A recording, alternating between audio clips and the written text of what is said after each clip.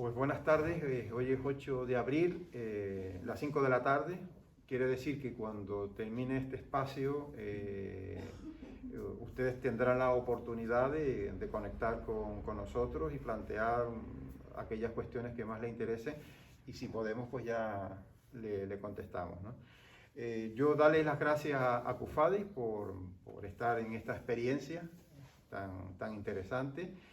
A Idaira, a Natalia, a Tara por hacer realidad esta iniciativa, y lógicamente a Tere Oramas Domínguez, ¿no? por tu experiencia de cuidadora que nos vas a contar cómo se vive cómo se desempeña esa responsabilidad, ¿no? Y explicarle, pues mire, yo me llamo Cirilo Leal, conocí a CAFADE hace un chorro de años cuando vine a hacer aquí un reportaje sobre la solidaridad, o sea, cómo había surgido esta asociación y qué le motivaba para realizar pues, los proyectos que estaba haciendo en ese momento.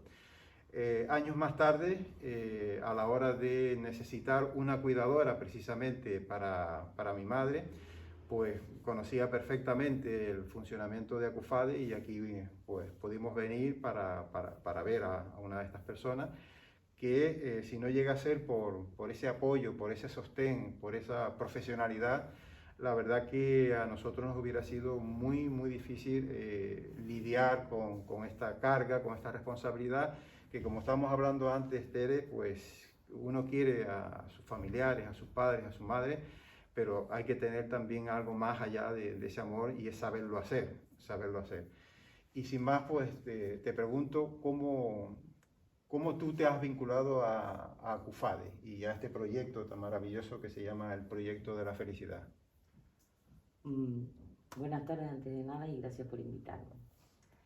Yo conocí a CUFADE en ese deambular que teníamos tanto mis hermanos como yo, cuando nos enteramos de la enfermedad de mi madre.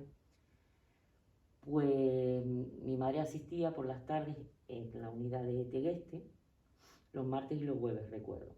Y un día me dijeron que existía el tren de la felicidad. Creo recordar que fue Violeta. Y empecé a asistir. Y a mí me encantó. Me encantó porque ahí me di cuenta de que no estábamos solos y solas los cuidadores y las cuidadoras. Fue algo maravilloso porque escuchabas a la gente hablar y decías, eso me está pasando, ¿no? Y te dan las herramientas suficientes para decir, bueno, voy a tirar para adelante con todo esto. Porque es muy duro. Al principio, como en cualquier situación, está la negación. Y después, gracias a CUFADE y al tren de la felicidad, me sentí apoyada y empecé a aceptar lo que era inevitable, el Alzheimer y el cuidado de mi madre. A veces toda nuestra energía se va, estamos cuidando a estas personas en esa fase de su vida, pero a veces nos olvidamos un poco de esa frase tan bonita que tienen aquí en el centro, ¿no? El corazón nunca olvida. ¿Qué recuerdas de tus padres? ¿Qué actividades hacían? ¿Cómo recuerdas tú? ¿Con qué mismo te cuidaban a ti y a tus dos hermanos? Yo recuerdo, voy a hablar de mi padre, que ya no está aquí entre nosotros. Para mí mi padre era un ser maravilloso, y para mis hermanos también. Y mi padre es natural de La Orotava, fue natural de La Orotava, y se trasladó a Santa Cruz cuando se casó. Trabajó en el mercado, recuerdo, eso sí o sea, después lo hizo ¿cómo se dice? Para matar el gusanillo, ¿no? Porque él se dedicaba era estibador portuario, ¿no? Y entonces iba a ayudar a mis tías al mercado porque le encantaba. Y mi madre, por lo visto, yo no había nacido, se dedicaban a ello antes de nacer nosotros. Y después, como correspondían los tiempos, mi madre dejó de trabajar para criar a sus hijos. Y mi padre siguió en esa época ya trabajando en el muelle.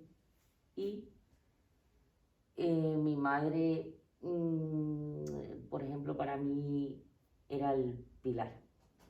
fundamental en mi vida. Yo para mí fue un referente, una mujer fuerte, con coraje, genio y tiraba para adelante con todo, como se suele decir. Entonces, ver ahora la situación en la que está es muy, muy duro. ¿Y cómo fueron los primeros síntomas, los primeros detalles que ustedes dijeron, algo está yendo mal? Pues recuerdo que era mi hermana la que se hacía cargo de ella porque vivía cerca, en el mismo municipio, y mi hermana nos empezó a decir, por ejemplo, mamá se le quemó la cafetera, mamá se le perdieron las llaves y no las encuentra y me llama por teléfono. Pues esas cositas que uno dice, bueno, es normal de la edad, ¿no? Que sí es normal la demencia porque es normal, pero cada vez fue agravándose más la situación y fue cuando empezamos a tomar medidas en el asunto. ¿Y una hija cómo recibe ese impacto, ¿no? Cuando ya te asomas a ese abismo, que incluso a lo mejor puedes pensar, digo, me va a pasar a mí, es un espejo, ¿no? Muy crudo. Sí, es muy duro ya te digo, o sea, la primera reacción mía fue la negación. Esto no me puede estar ocurriendo a mí, esto no va a ocurrir en mi familia, porque tú dices, ya empiezas a recordar en ese momento que una amiga te comentó que a su madre, o, o aquel amigo del amigo, y tú dices, en la cabeza te vienen toda esa información y tú dices, que va, esto no me va a ocurrir a mí, pero sí, ocurre y entonces hay que tener herramientas, sobre todo información es informarte, como escribí una vez, me acuerdo, es informarte, y las herramientas, porque si no, solo no puedes. Y emocionalmente afecta mucho, mucho, mucho.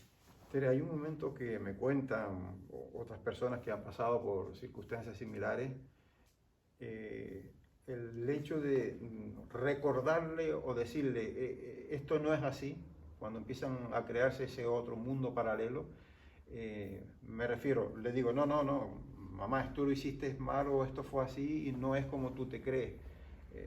¿Cómo resolvías ese dilema? Hombre, al principio, pues claro, no tienes las herramientas ni la información.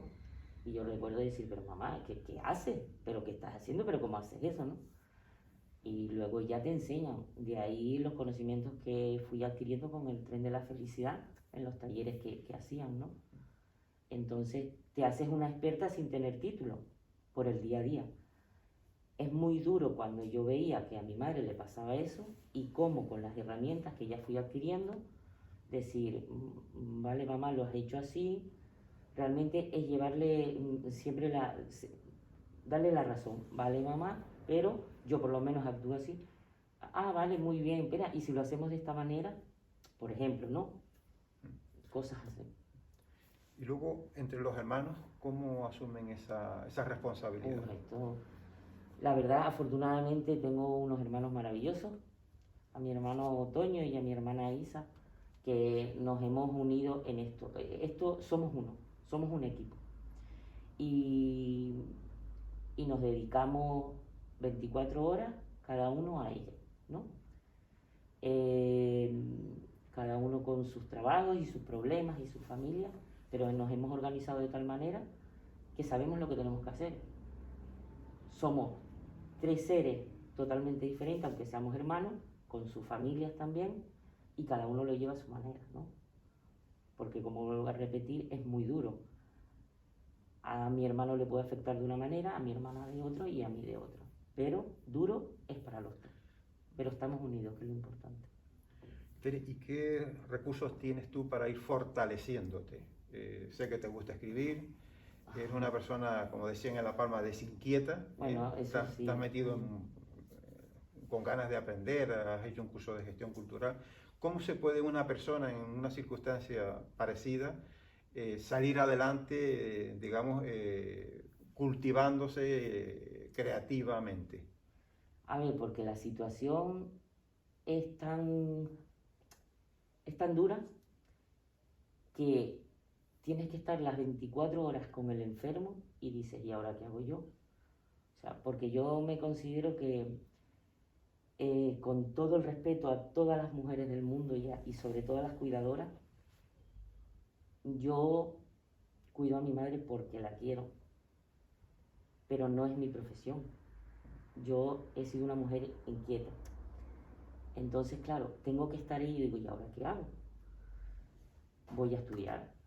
Y empecé, por ejemplo, hice un curso de gestión cultural, como bien has dicho, y lo acabé en el confinamiento porque también nos pilló el COVID, ¿no? Y lo que intento es pues ir haciendo cosas, porque si no te mueres en vida como se nos muere el familiar. Ya es desagradable verla cómo se va en vida, con sus recuerdos al pasado, y intentas pues salir a flote, y yo por lo menos es lo que yo hago, leer, escribir. Por ejemplo, a Cufade, pues siempre cuando pueden me dicen, o tienen algo, Tere, no te importa y nos escribes algo. A ver, yo no soy escritora, pero es una manera de expresar y poner en un papel lo que estás sintiendo. Realmente es escribir tus sentimientos, lo que hago. Son duros, pero es una realidad y es lo que quiero transmitir. Estabas comentando lo de ser cuidador profesional y una persona, como tú dices, tú te ha tocado, Me ha tocado. y uno tiene que echar para adelante, ¿no? Exactamente. Pero ¿cómo te forjas? ¿Dónde salen esas energías para poderlo sobrellevar? Pues del día a día, porque piensa, si no lo hacemos nosotros, ¿quién lo hace? A mí, yo hablo por mí, a mí no me gusta. No es que no me guste, a mí me gusta darle amor y el cariño que personas en esta situación requieren. Y aunque no tuviera mi madre esta situación, lo haría igual, el amor y el cariño, pero el cuidado es algo diferente. La gente se piensa que es tan fácil, y yo creo que hasta que no te toca no sabes lo duro que es. ¿Y de dónde sale esa energía? Pues es que no queda otra. Porque como dice la carta de sueños que se escribió una vez en la Cufade, nosotros soñamos, los cuidadores soñamos que se nos reconozca. Yo no elegí esta profesión, a mí me gusta otro tipo de profesión. Yo no lo elegí y me lo ha impuesto la sociedad, el sistema. Es mi madre y claro que la quiero y la cuido, y siempre he dicho, nadie más que yo la va a querer, pero eso no quiere decir que a mí me guste, con todo mi respeto a la gente que le gusta y a la gente que le gusta el cuidado. Yo lo hago porque es mi madre y la quiero, pero yo no elegí esta profesión y respeto profundamente a la gente que le guste. Tú comentabas antes que estás cansada de sueños, que tú quieres realidades. Sí, porque en la Carta de los Sueños, por ejemplo, ¿no?, que decía, la Carta de los Sueños que se escribió en el 2018, recuerdo, en diciembre, el 13 de diciembre, entre otros sueños, pues se decía que soñamos con que se nos reconozca, que soñamos con que tengamos un alta en la seguridad social, por ejemplo, ¿no? Todo este tiempo que yo cuido a mi madre, yo no cotizo en la seguridad social. Y el tema es que yo también me estoy haciendo mayor. A mí me encantaría que algún día poder ir y decir, bueno, a pesar de la edad que tengo, tengan un trabajo para poder seguir cotizando.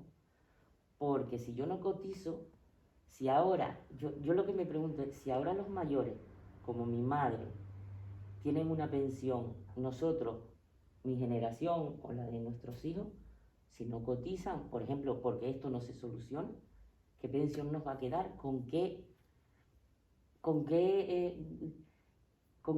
vamos a tirar para adelante? Si económicamente no lo podemos afrontar, porque los cuidados requieren mucho gasto económico. Entonces, yo quiero que los sueños dejen de ser sueños y se hagan realidad. Ya, porque esto es ya y está ocurriendo ya en nuestra sociedad. Hay muchos mayores y mucha gente al cuidado que han tenido que dejar de trabajar en lo que les gusta para dedicarse al cuidado. Y ya nos toca ya. Cuando hablamos antes de tu padre, de su procedencia, el mundo del campo, en las familias anteriormente, pues los ancianos morían acogidos en su propia familia, ¿no? Después nos hemos ido siendo cada vez más, entre comillas, insolidarios, ¿Cómo ves tú la marcha de esta sociedad, de este mundo? Y sobre todo en estas circunstancias que estamos pasando ahora de enfermedad, de pandemia. La verdad es que es un tema delicado. O sea, es verdad, cierto que antes, pues a principios de los años 1900, sobre todo después de la guerra, recuerdo, ¿no? Según la historia, yo no había nacido, pues la familia, el campo, se trabajaba en el campo, las mujeres en casa, y las mujeres eran las que cuidaban de sus padres y de sus suegros, ¿no? Entonces yo creo que la sociedad ha ido avanzando y yo personalmente no creo que sea inhumano dejar a un padre, a una madre, a ver, para no crear confusión. Si tú tienes tu trabajo, has estudiado o sin estudiar y tienes un buen puesto de trabajo, lo que sí es duro es que tengas que renunciar a ese trabajo para cuidar, que ya lo hicieron ellos con nosotros. Vamos a ver, lo hicieron ellos con nosotros, pero no hay gente especializada en el cuidado. Eso no quiere decir que yo no, si fuera mi caso, yo no quiera ver a mi madre. Yo es que diferencio entre el cuidado y dar amor. El cuidado lo tienen que hacer gente especialista, o nosotras que ya nos hemos hecho especialistas en el tema. Pero puede haber alguien cuidando a mi madre especialista en el tema y yo seguir con ella como antes dándole amor. ¿Entienden? O sea, la diferencia entre ser cuidadora con el baño, atender las medicinas, la comida, vale. Luego estoy yo ahí, y yo soy la que le va a dar el amor, mis hermanos y yo, y la familia. Entonces, yo creo, con todos mis respetos, que la gente que decide que los cuiden otros, oye, es muy bien, cuidar, pero dar amor, sí me gustaría que todo el mundo le siguiera dando amor a toda esa gente mayor que está impedida, o que tienen Alzheimer, o cualquier situación, una enfermedad degenerativa. Y en conversaciones que habrás tenido con personas que están en tu situación o parecido, ¿qué energía te transmiten? ¿Qué esperanzas o pesadumbres? Depende del día, como todo, ¿no? Pero la esperanza es que esto se arregle. Que se arregle, hablo siempre desde el punto de vista de cuidadora, ¿no? Que se arregle. Que tengamos, ya que no podemos hacer otra cosa, que tengamos unos derechos reconocidos. Y actualmente, en los momentos COVID que estamos viviendo, es muy duro. La pesadumbre que tenemos es muy... Ahora mismo, o sea, ya antes estábamos mal, entre comillas, ahora el COVID, entonces tú dices, ¿cuándo seguimos avanzando con todo esto? Porque ahora ya no solo es el Alzheimer, la situación, las personas dependientes, es que son más cosas, con la crisis sanitaria que tenemos. Esperanza, espero que es lo que nos quede por llevar todo esto. Y el estar en esta situación, ese amor que le entregas a tu madre, ¿qué te aporta una persona enferma a ti? ¿De qué manera te puede enriquecer? Aprender. Yo recuerdo estar con los niños y de los niños se aprende escuchando. Y aprendo. Parece no, una contradicción, pero sí se aprende. Desde luego, tengo una cosa clara, que a veces cuando estoy sola, porque uno se desmorona y llora, ¿no? Y llora. Y dices, yo no quiero esto para mi hija. Sobre todo. No quiero que mi hija pase por esto. Por eso, lo que me preguntabas antes, yo no me sentiría mal si mi hija con un trabajo decide ponerme en manos, a cuidarme en manos de otra gente, porque sería egoísta de mi parte si la hago. Entonces, aprendo sobre todo lo que no quiero, lo que no me gustaría verme así, porque el ser humano llegar en las condiciones que llega así con el Alzheimer es muy duro. He aprendido, a pesar de que me sigo enfadando con ella, claro, porque nos enfadamos y ella también conmigo, pero sobre todo a mirarla de otra manera y a darle quizás más amor y más atención que antes. Es contradictorio, ¿verdad? Pero Yo lo veo así. Claro, y luego es cuando dice, ay, si yo hubiese, si yo hubiera. Pero bueno, está hecho y yo aprendo día a día. Aprendo que, sobre todo esta gente, simplemente una caricia. Por eso digo lo de dar amor y el cuidado en este caso, porque realmente no se entera ni quién le están dando, quién la lleva al baño o quién le da de comer. Son más felices con una caricia, que ahí es donde entramos los familiares. Sí, sí. Los hijos nuestros. Tú con esas inquietudes que tienes, hablas de que tu hija está estudiando psicología. Sí. De alguna manera tú has transmitido esa, Sí, claro. esa necesidad, esa... Sí, sí, ella lo sabe y sobre todo también cuando hemos hablado del tema del Alzheimer, ella, pues, a ver, no es una experta porque todavía está estudiando, pero sí, y le tengo que agradecer mucho el apoyo en la medida que ella ha podido, el apoyo psicológico en esta situación. No solo del Alzheimer, sino también con lo del COVID, ¿no? Y ella lo sabe y yo le he transmitido a ella, no quiero que pases por lo que yo estoy pasando. Y ella me ve, es que ella lo vive el día a día. Me ve cuando llego a mi casa, que necesito dormir porque a lo mejor no he pasado una buena noche. Entonces ella lo vive conmigo y sabe lo que es. Pero también yo, que ahora estoy en plena facultades, le he dicho, haz lo que tengas que hacer. Yo no quiero que, sin dejar de quererme, pero haz lo que tengas que hacer.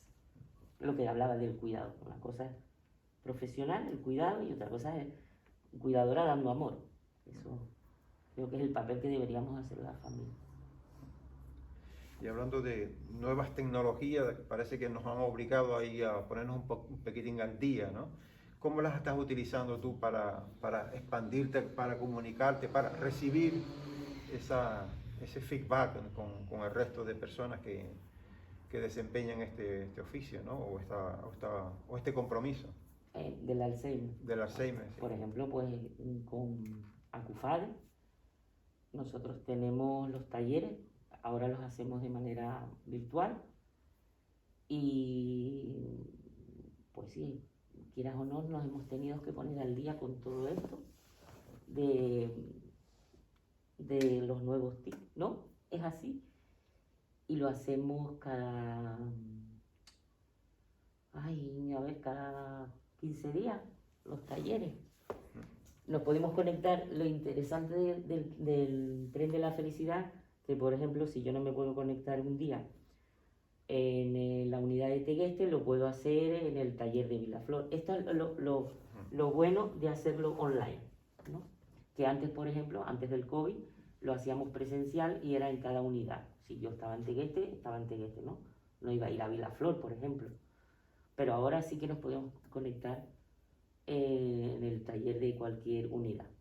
Y entonces ellos, pues, la verdad es que es fantástico porque estás en casa, no te tienes que preparar, sino lo hacemos todo, o sea, en casa.